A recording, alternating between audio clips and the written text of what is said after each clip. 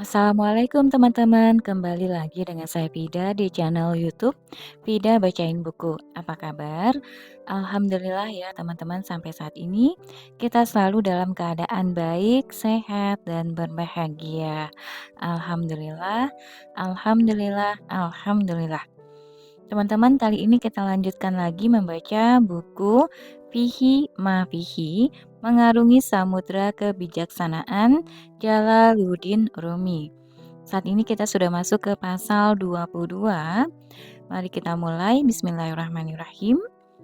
Pasal 22, Air Kehidupan.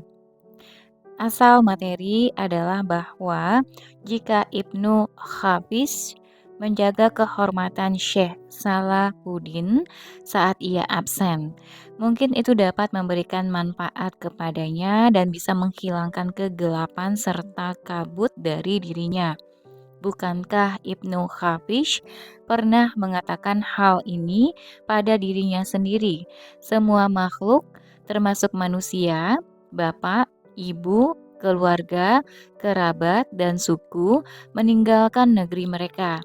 Mereka bepergian jauh dari India sampai Sindh, salah satu provinsi di Pakistan, hingga sepatu-sepatu mereka robek, demi mencari seseorang yang memiliki aroma wangi dari bumi yang di sana.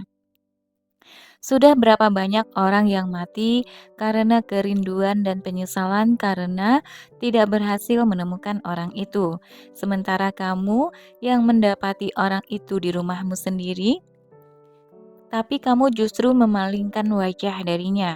Ceroboh sekali. Ibnu Hafiz sendiri yang sering bilang kepadaku bahwa Salahuddin adalah syekhnya para syekh. Beliau adalah orang yang besar dan agung, dan itu tampak sekali dalam rona wajahnya. Ibnu Hafiz berkata, "Sementara aku menjadi hambanya, aku tidak pernah mendengarnya memanggilmu kecuali dengan panggilan Sayyidina atau Maulana. Dan ia tidak pernah mengganti julukan ini selama 1 hari pun. Kalau demikian, pastilah ambisi-ambisi buruknya telah membutakan pikirannya dari ucapan-ucapannya sendiri." Kemudian dia mengatakan bahwa Syekh Salahuddin bukanlah siapa-siapa. Keburukan macam apa yang sudah Syekh Salahuddin lakukan kepadanya? Hanya ketika Syekh Salahuddin melihat Ibnu Hafiz hendak masuk ke dalam sumur, ia berkata kepadanya, "Jangan jatuh ke dalam sumur itu." Dia mengatakan hal itu sebagai wujud rasa cinta kepadanya, melebihi cintanya pada semua orang. Tetapi Ibnu Hafiz justru menolak rasa sayang Syekh Salahuddin itu, karena jika kamu melakukan sesuatu yang tidak disukai Syekh Salahuddin, kamu akan terdampar ke dalam tekanannya. Kalau kamu sudah berada dalam tekanannya, bagaimana kamu bisa melarikan diri?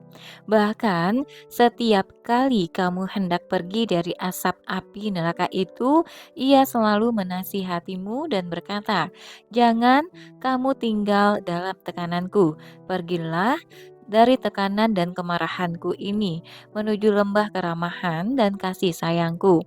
Karena jika kamu melakukan sesuatu yang aku rekomendasikan, kamu akan masuk pada lembah cinta dan keramahanku. Jadi, kapan hatimu akan terlepas dari kungkungannya dan menjadi bersinar-sinar? Ia menasihatimu demi kebaikanmu, sementara kamu menyangka bahwa nasihatnya itu karena maksud dan tujuan lain. Maksud tersembunyi macam apa yang dimiliki orang seperti dia terhadapmu? Ketika kamu merasakan kenikmatan dari meneguk minuman keras yang haram, ganja, musik, atau apapun saja yang membuatmu senang, pada saat itu kamu akan memaafkan semua musuhmu. Kamu lebih condong untuk mencium tangan dan kaki mereka. Pada saat itu, apa bedanya antara mukmin dan kafir di matamu? Syekh Salahuddin adalah sa- asal dari kenikmatan itu. Ia adalah samudera kenikmatan. Bagaimana bisa kamu menyebutnya memiliki rasa kebencian dan permusuhan? Demi Allah, bukankah justru itu merupakan kasih sayangnya pada orang lain? Kalau tidak begitu, buat apa ia berhubungan dengan tikus dan kodok?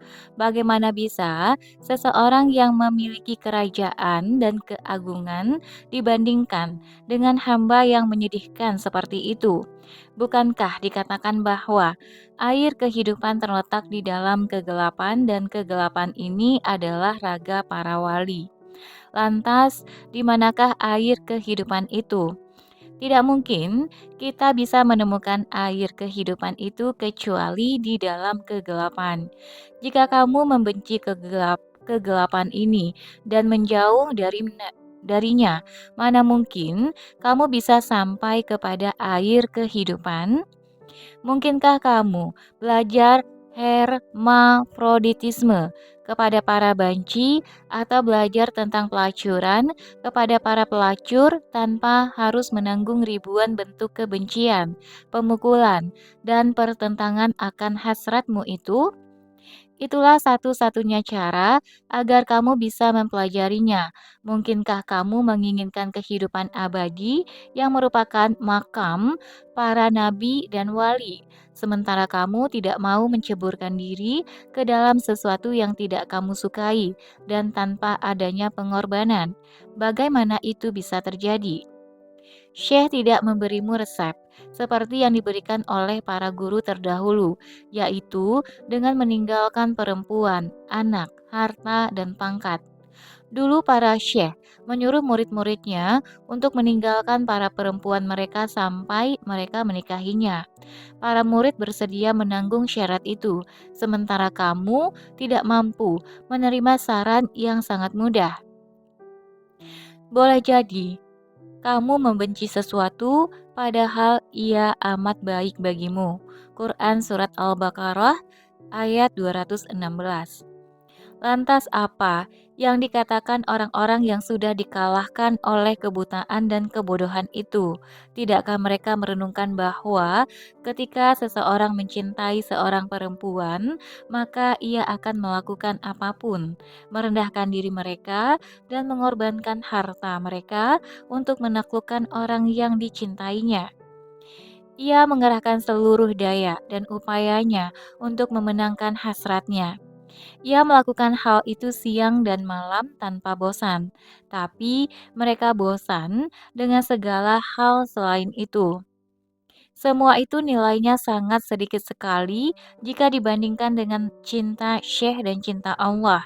Dari sedikit hikmat, nasihat, dan petunjuk yang masuk ke hatinya, dan bagaimana ia meninggalkan Syekhnya, bisa kita ketahui bahwa ia bukanlah seorang pecinta dan juga bukan pencari cinta. Jika dia memang salah satu dari keduanya, maka dia akan menanggung semua syarat yang disebutkan tadi, dan hatinya akan menjadi lebih manis dari madu dan gula. Lanjut pasal 23. Aroma Sang Kekasih. Maulana Rumi berkata, "Aku ingin pergi ke Tukat karena daerah itu sangat hangat. Meskipun Anatolia juga daerah yang hangat, tapi mayoritas orang-orang Roma yang ada di sana tidak memahami bahasa kita. Meski sebagian dari mereka ada yang mengerti. Pada suatu hari, aku sedang berbicara di tengah-tengah para jamaah yang di dalamnya ada sekelompok orang kafir. Di tengah-tengah pembicaraanku, tiba-tiba mereka mulai menangis, menunjukkan raut muka kesedihan dan mencucurkan air mata. Salah seorang dari mereka bertanya, apa yang mereka pahami dan ketahui. Hanya ada seorang muslim di antara ribuan muslim yang bisa memahami ucapan semacam ini. Apa sebenarnya yang mereka pahami sehingga mereka menangis sedemikian rupa?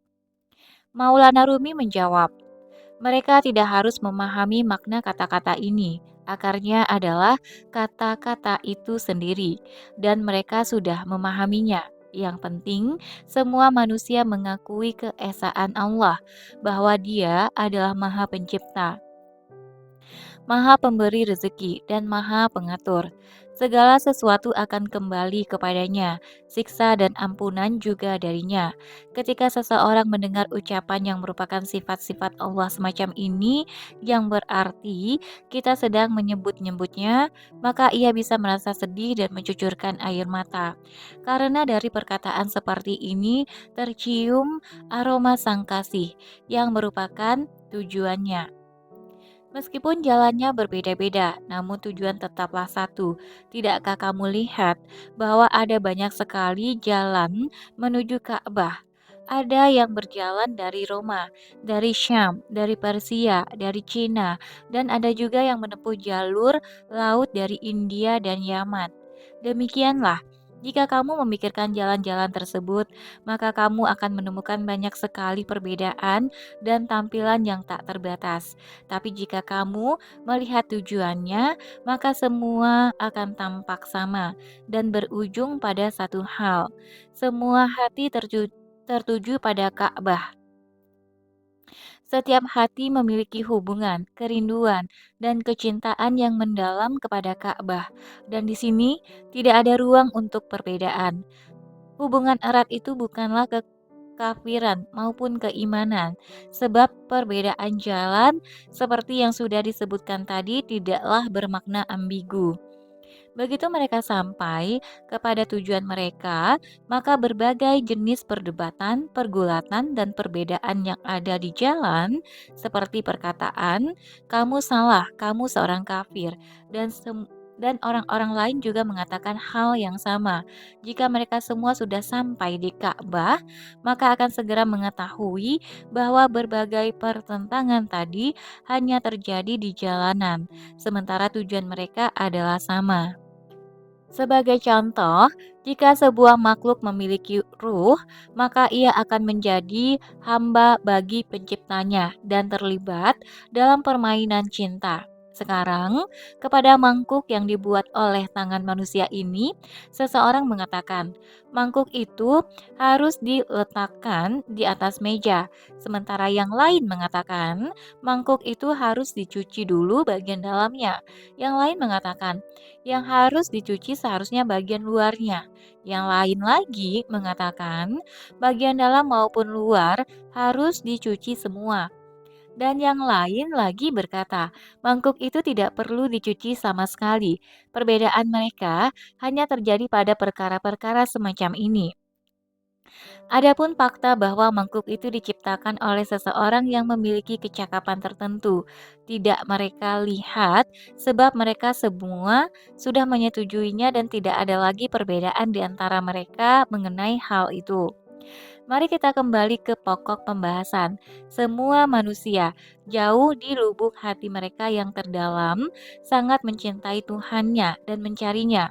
Semua manusia butuh dan menggantungkan seluruh harapan mereka kepadanya. Mereka mengerti bahwa tidak ada siapapun lagi yang mampu membantu urusan-urusan mereka. Makna seperti ini tidak lagi menyangkut persoalan keimanan maupun kekafiran. Tidak ada nama khusus untuknya di dalam hati.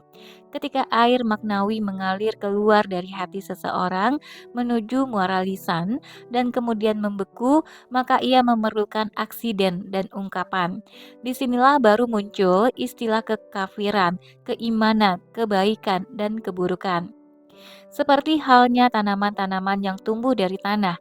Pada mulanya tanaman tidak memiliki bentuk, namun ketika sudah keluar dari tanah dan menyembul di atas bumi, maka tanaman ini tampak di hadapan mata sebagai bentuk yang lembut, indah, berwarna putih. Lalu ketika telah berkembang menjadi pohon yang besar, tanaman ini menjadi keras, lebat, dan memiliki warna yang lain. Ketika seorang mukmin dan kafir sedang duduk bersama dan tidak berkata apa-apa satu sama lainnya, bisa dikatakan bahwa mereka adalah satu. Tidak ada konflik keyakinan, sebab hati adalah dunia yang bebas. Keyakinan adalah sesuatu yang subtil dan karenanya tidak dapat diawasi.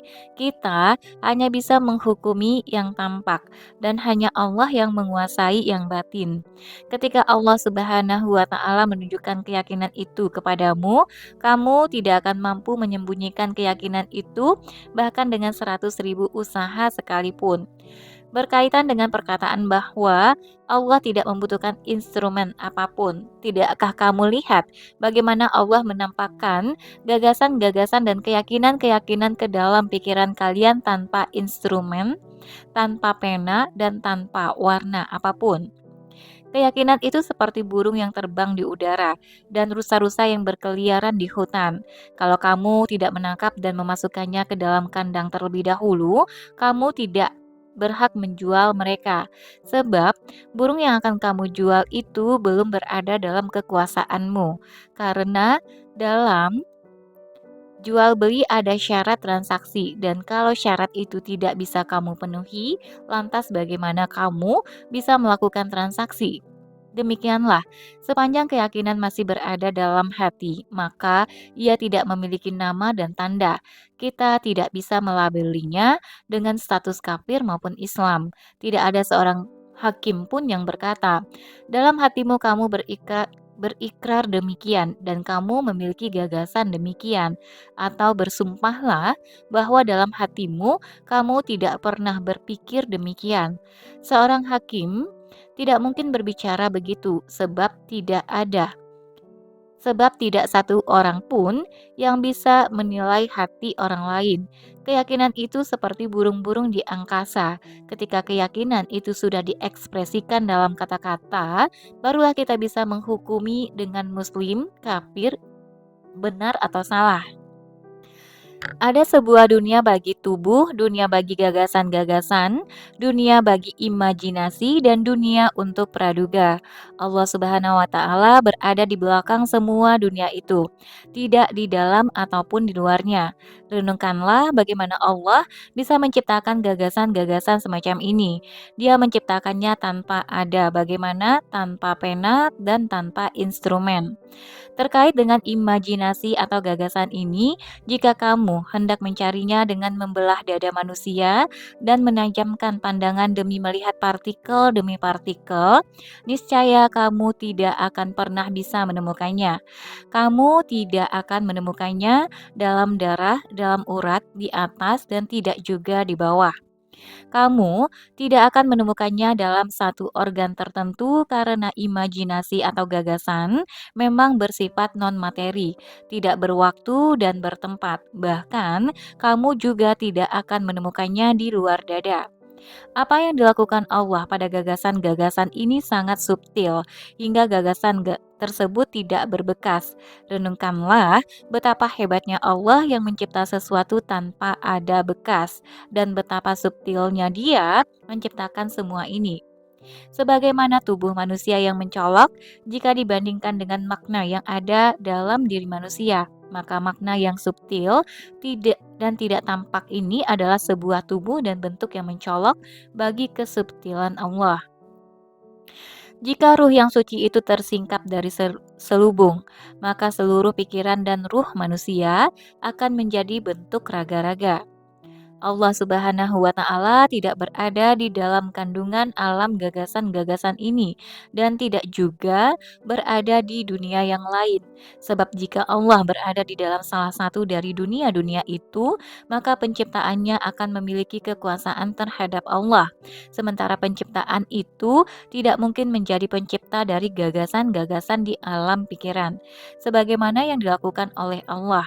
Maka yang sebenarnya adalah bahwa Allah Subhanahu wa Ta'ala berada di belakang semua dunia itu.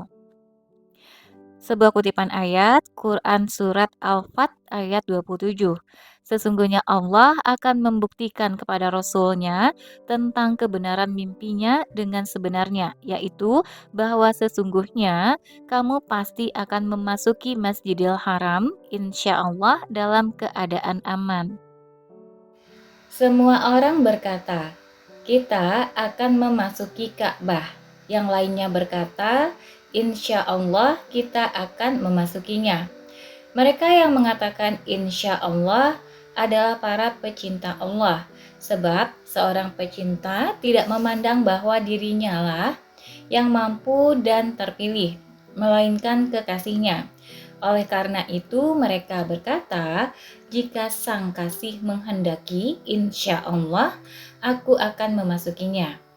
Bagi kaum literalis, Masjidil Haram adalah Ka'bah yang menjadi tempat berkumpulnya umat manusia. Namun, bagi para pecinta dan orang-orang khusus, Masjidil Haram adalah tempat dirinya melebur bersama Tuhannya. Kemudian mereka berkata, "Jika Allah menghendaki, kami akan sampai kepadanya dan diberi kehormatan untuk melihatnya." Bagi sang kasih, orang yang mengatakan insya Allah sangatlah jarang. Kalaupun ada, maka itu hanya bisa dilakukan oleh orang asing, dan hanya orang asing itu yang bisa mendengar dan memahaminya. Allah memiliki hamba-hamba yang sangat dicintainya, dan Allah mencari-cari mereka. Semua tugas mereka dilakukan olehnya dan kemudian ditunjukkan kepada mereka. Jika para pecinta sejati ini berkata, insya Allah aku akan memasukinya, maka Allah akan berkata, sebagai ganti dari orang asing tadi dengan perkataan yang sama, insya Allah. Jika aku harus disibukkan untuk menjelaskan hal ini lebih detail lagi, bahkan para wali yang sudah sampai kepada Allah, wusyul, pun akan kehilangan ujung tali pembicaraan. Lantas bagaimana mungkin berbicara tentang rahasia-rahasia semacam ini kepada manusia? Pena telah sampai pada bagian ini, lalu ujungnya tiba-tiba patah dengan sendirinya. Jika seseorang yang tidak bisa melihat unta yang berada di atas menara, bagaimana ia bisa melihat seutas rambut yang berada di dalam mulut unta itu? Sekarang, Mari kita kembali pada uraian di awal.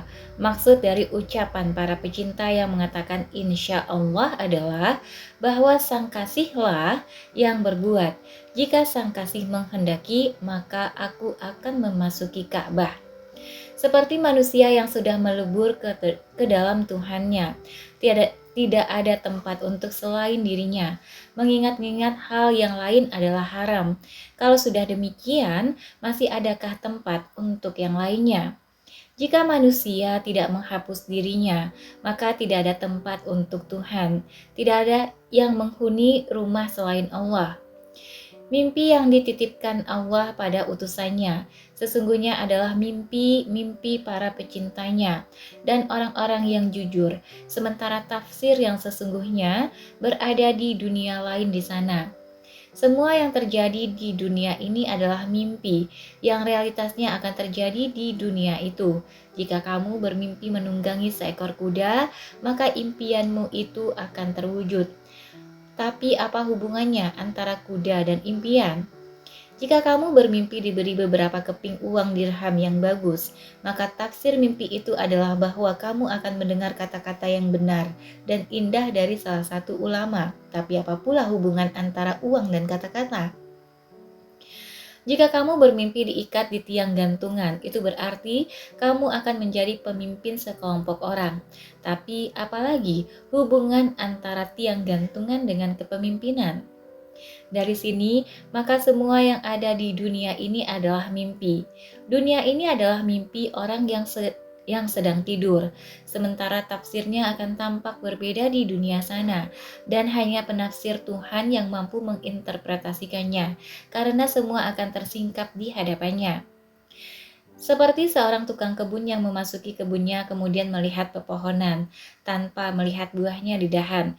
Ia dapat mengklasifikasikan bahwa ini adalah pohon kurma, ini adalah pohon ara, ini adalah pohon delima, ini adalah pohon pir, dan ini pohon apel. Karena hamba-hamba Allah yang sejati mengetahui ilmu pepohonan, ia tidak perlu menunggu sampai hari akhir untuk melihat tafsir mimpi-mimpi di kehidupan ini, apa yang akan terjadi dan apa yang dimaksud oleh mimpi tersebut. Seperti tukang kebun ini yang mengetahui buah apa yang akan dihasilkan tanpa harus melihat setiap buah yang tergantung di dahan pohon. Semua yang ada di dunia ini, kekayaan, perempuan, dan pakaian, dicari untuk sesuatu yang lain di luar semua hal itu. Tidakkah kamu memikirkan bahwa ketika kamu memiliki uang 100.000 dirham, jika kamu sedang lapar, tapi kamu tidak menemukan sepotong roti pun, kamu tetap tidak bisa memakan dan menikmati uang itu? Perempuan dicari demi anak-anak dan untuk menyalurkan syahwat. Pakaian digunakan untuk mengusir ganasnya dingin. Dengan demikian, maka semua hal di dunia ini memiliki hubungan dengan Allah Subhanahu wa taala. Allah Subhanahu wa taala. Dialah yang sebenarnya dicari, bukan sesuatu yang lain di luar dirinya. Karena dia berada di atas segalanya, lebih baik dari segalanya, lebih mulia dari segalanya, dan lebih subtil ketimbang segalanya. Bagaimana bisa kita mau mencari sesuatu yang rendah dari dirinya? Dialah tujuan akhirnya. Ketika seseorang yang sudah sampai kepadanya, ini berarti bahwa ia telah sampai pada semua tujuan hidupnya. Tidak ada tujuan lagi setelahnya. Jiwa manusia dipenuhi oleh berbagai keraguan dan kesulitan. Seseorang tidak akan bisa menghilangkan keraguan dan kesulitan itu kecuali jika ia benar-benar jatuh cinta. Jika cinta sudah merasuki jiwanya, maka keraguan dan kesulitan itu akan sirna dengan sendirinya. Karena cintamu kepada sesuatu akan membutakan dan membuatmu tuli. Ketika iblis tidak mau bersujud kepada Adam dan malah menentang perintah Allah, ia berkata, "Engkau ciptakan aku dari api, sementara engkau ciptakan dari tanah." Quran Surat Al-A'raf ayat 12. Wujudku terbuat dari api, dan wujud manusia terbuat dari tanah. Bagaimana bisa seorang yang lebih tinggi derajatnya bersujud kepada yang lebih rendah? Ketika Allah mengutuknya karena dosa, perlawanan, dan bantahan ini, Allah kemudian mengusirnya. Iblis berkata, "Ya Tuhan, Engkau telah menciptakan segalanya. Ini adalah kehendakmu, dan sekarang Engkau mengutuk dan mengusikku." Ketika Adam melakukan dosa, Allah juga mengusirnya dari surga. Allah berfirman kepada Adam, "Wahai Adam, ketika aku menghukum dan mengusirmu karena dosa yang sudah kamu perbuat, kenapa kamu tidak mendebatku? Padahal kamu memiliki argumen. Kamu tidak berkata, 'Segala sesuatu berasal darimu dan diciptakan olehmu. Apapun yang engkau inginkan di dunia ini akan terwujud, dan apapun yang tidak engkau inginkan tidak akan pernah muncul.' Kau memiliki argumen dan bukti syahih. Dan bukti sahih semacam ini, kenapa kamu tidak mengatakannya padaku?" Adam menjawab, "Tuhanku, aku tahu itu, tetapi aku tidak ingin menanggalkan tata kramaku di hadapanmu, dan cinta tidak akan membuatku merasa tersakiti."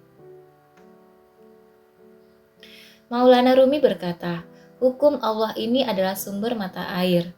Hal ini tak ubahnya seperti pengadilan kerajaan yang di dalamnya terdapat hukum-hukum raja, perintah dan larangannya, politik dan keadilannya, baik untuk orang-orang khusus atau orang-orang biasa. Hukum-hukum raja adalah pengadilan yang tidak terbatas dan isinya tidak bisa ditabulasikan, sangat bagus, bermanfaat, dan dengannya raja bisa menguasai dunia. Sementara para darwis dan orang-orang fakir berada pada posisi sedang berbicara dengan raja dan mengetahui ilmu yang digunakan raja untuk memerintah. Lantas apa gunanya mengetahui hukum-hukum raja jika dibandingkan dengan mengetahui ilmu raja itu sendiri dan bisa berbicara langsung dengannya? Tentu ada perbedaan yang besar antara keduanya.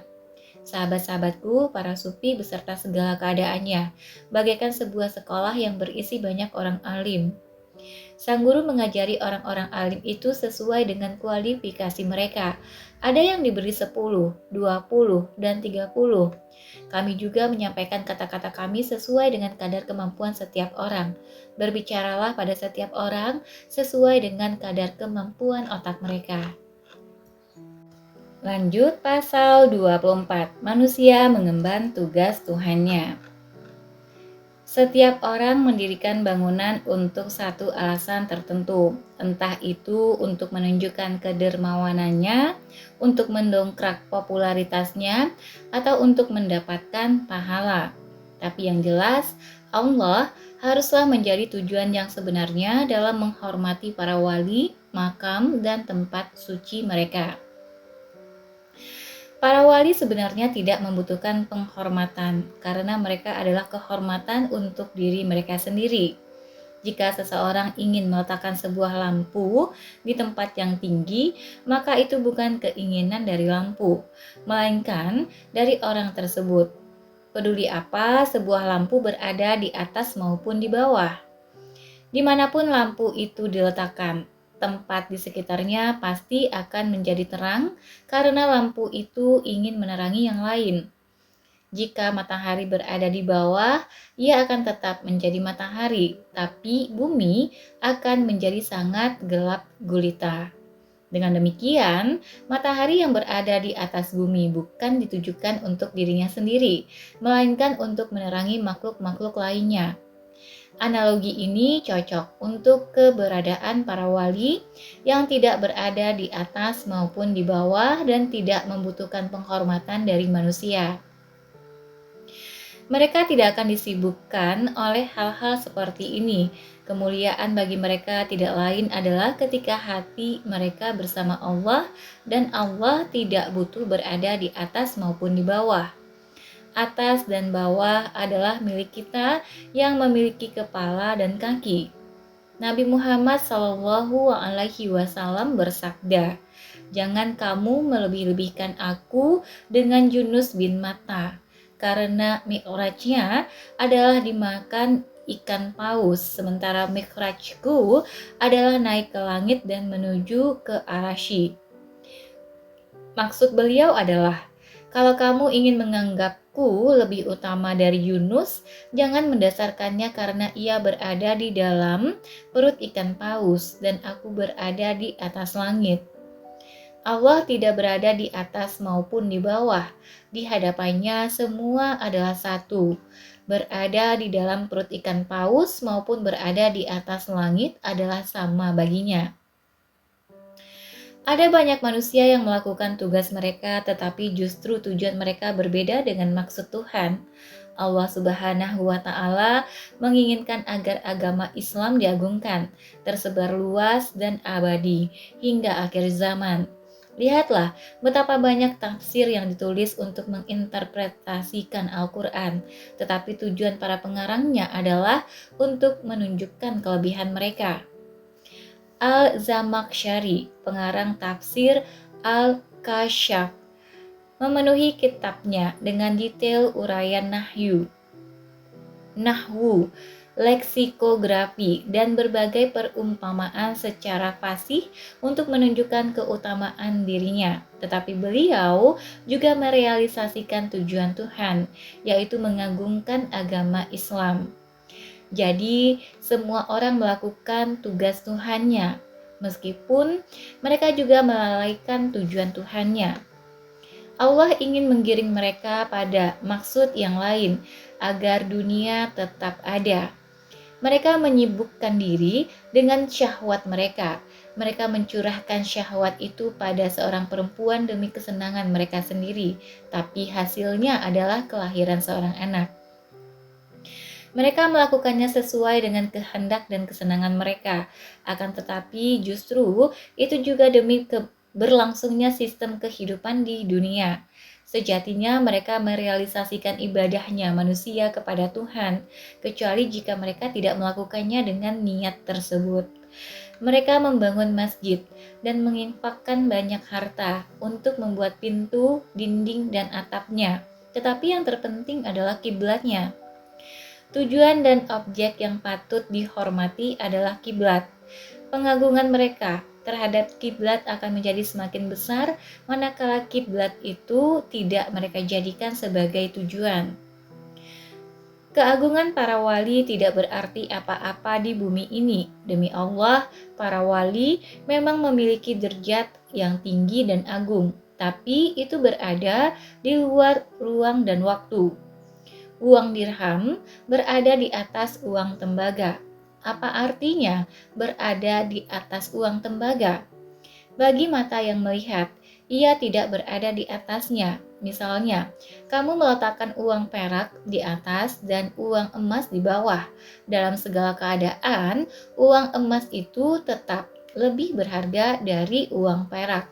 Demikian juga batu akik dan mutiara yang tetap lebih berharga dari uang emas meskipun diletakkan di atas maupun di bawah. Contoh yang lain, kulit padi berada di atas ayakan dan tepung berada di bawahnya. Bagaimana bisa kulit padi yang berada di atas? Tentu saja tepung tetap berada di atas kulit padi meskipun secara kasat mata tepung berada di bawahnya. Jadi ketika kamu mengatakan bahwa tepung berada di atas padi, maka itu tidak mengacu dari penglihatan mata, tapi dari maknanya. Selama esensi itu masih melekat di dalamnya, ia akan tetap berada di atas. Oke teman-teman, sampai di sini dulu untuk buku Fihi Mafihi, Mengarungi Samudra Kebijaksanaan Jalaluddin Rumi sampai dengan pasal 24. Nanti kita akan lanjut lagi membaca pasal 25, yaitu jika bukan karenamu, aku tidak akan menciptakan alam semesta. Terima kasih sudah mendengarkan. Sampai jumpa. Assalamualaikum warahmatullahi wabarakatuh.